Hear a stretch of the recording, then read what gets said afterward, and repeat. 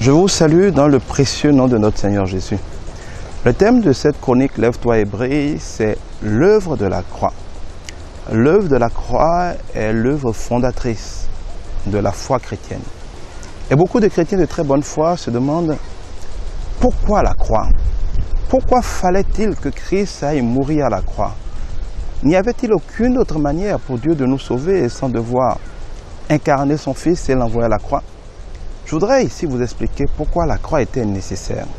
Je voudrais commencer par vous dire que le règne de Dieu et le règne des ténèbres sont deux règnes ennemis, mais qui ont des modes opératoires très similaires. En effet, Satan a été d'abord Lucifer.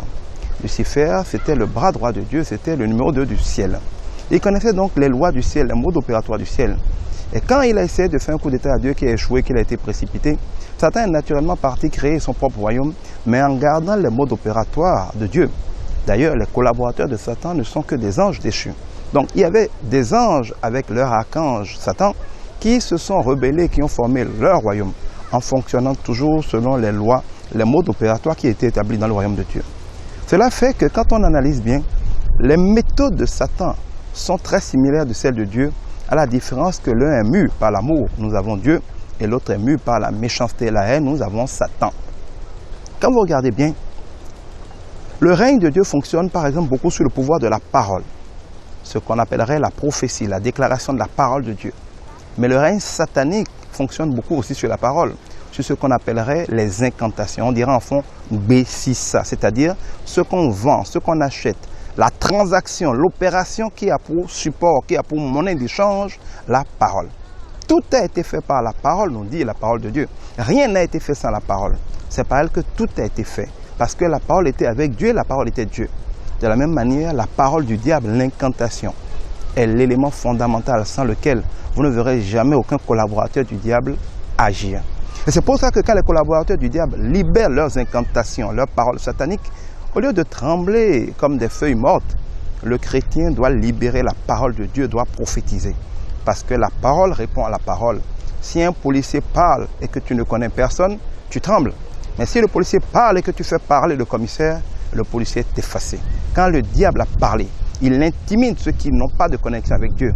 Mais quand vous êtes connecté à Dieu, la puissance de Dieu vous donne l'autorité de parler à votre tour. Et la parole de Dieu que vous libérez a plus d'autorité que la parole du diable. Quand nous revenons à l'œuvre de la croix, nous devons nous rappeler que quand nous allons dans notre pays, le Bénin par exemple, chez nos prêtres traditionnels, et qu'ils veulent faire des cérémonies pour enlever les malédictions de notre vie, ils nous demandent d'amener des animaux. Et ils sacrifient ces animaux. Parce qu'on sait chez nous que le sang a de la puissance. Comme le dit la parole de Dieu, la vie est dans le sang, la puissance est dans le sang. Nous savons aussi, par nos prêtres traditionnels, que plus un animal sacrifié est grand, plus le sang est puissant. C'est ce qui fait que le sang d'un homme, par exemple, est plus puissant que le sang d'un bœuf. Et le sang d'un bœuf plus puissant que le sang d'un mouton. Du mouton plus puissant que le sang d'un coq, par exemple.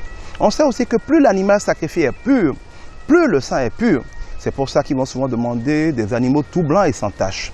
Cela veut dire que plus l'animal est pur et grand, plus le sacrifice est puissant. Quand vous allez chez un prêtre traditionnel, il va par exemple vous demander, quand vous avez un problème moyen, d'amener un mouton.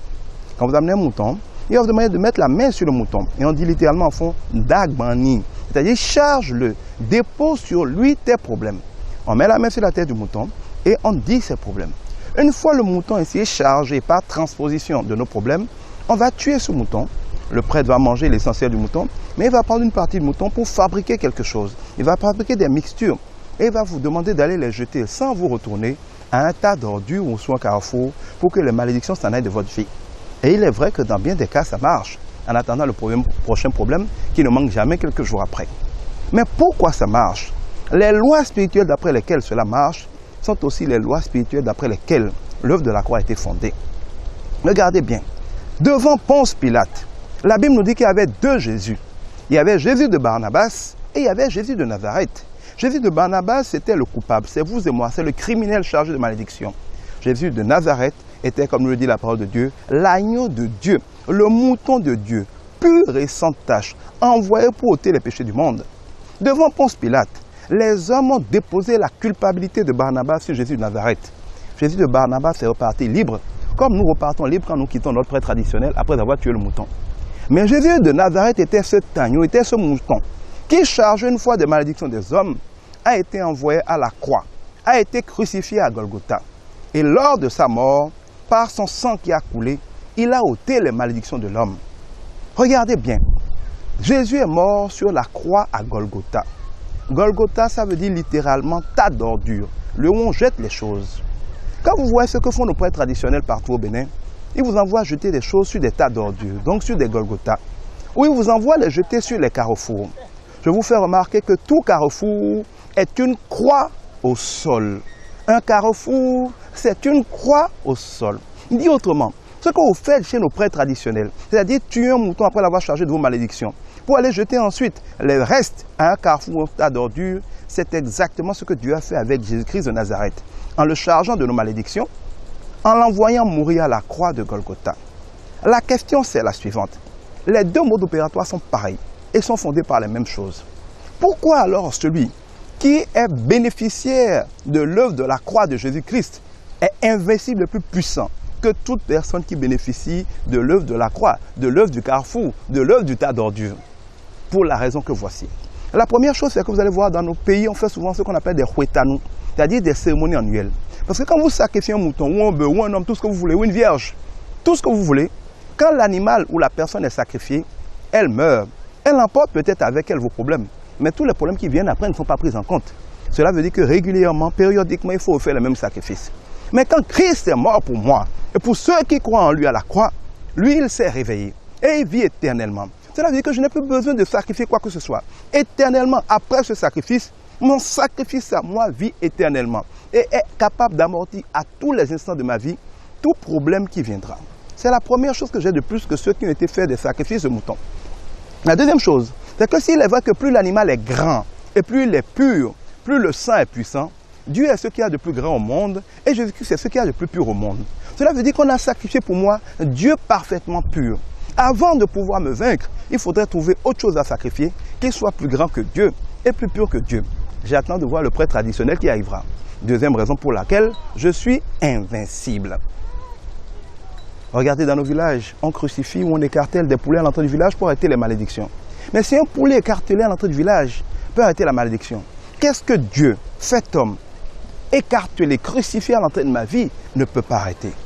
La vérité, c'est que ceux qui fondent le pouvoir des pratiques traditionnelles consistant à transposer les malédictions sur les animaux, à les crucifier, est aussi ceux qui fondent le pouvoir de l'œuvre de la croix, par laquelle, au lieu de se contenter d'un animal, Dieu lui-même s'est fait homme dans sa pureté, dans sa grandeur, pour aller subir la croix, pour aller être crucifié, sachant que lui vivant éternellement, je n'aurai pas besoin de faire des cérémonies annuelles pour rester protégé. Sachant que lui étant très grand, personne ne pourra jamais me vaincre, parce que ce qui a été sacrifié pour moi est plus grand que quoi que ce soit qu'on puisse trouver à sacrifier. Vous pouvez sacrifier 1000 hommes, vous pouvez sacrifier 1000 vierges, jamais vous n'aurez aussi grand et aussi pur que Dieu. C'est cela le privilège du chrétien. On a sacrifié pour lui ce qu'il y avait de plus grand à sacrifier. Ce que font nos prêtres traditionnels est l'aveu de la puissance du sacrifice après transposition de malédiction de l'œuvre de la croix et de l'œuvre de Golgotha. S'ils ont raison, si ça marche, tellement qu'ils sont obligés de répéter ça tout le temps, pourquoi est-ce que quelqu'un pour qui Christ a été déjà sacrifié devrait gaspiller son argent et son temps à aller sacrifier des poulets, des moineaux et je ne sais trop quoi d'autre? Christ a payé le prix. Arrêtez de vous fourvoyer. Ce qui a été fait pour vous, ce qui est en vous, est infiniment plus grand que ce qui peut jamais être fait par qui que ce soit d'autre. Rendez grâce à Dieu. Vous êtes invincible si vous croyez vraiment au sacrifice de la croix. Que Dieu vous bénisse.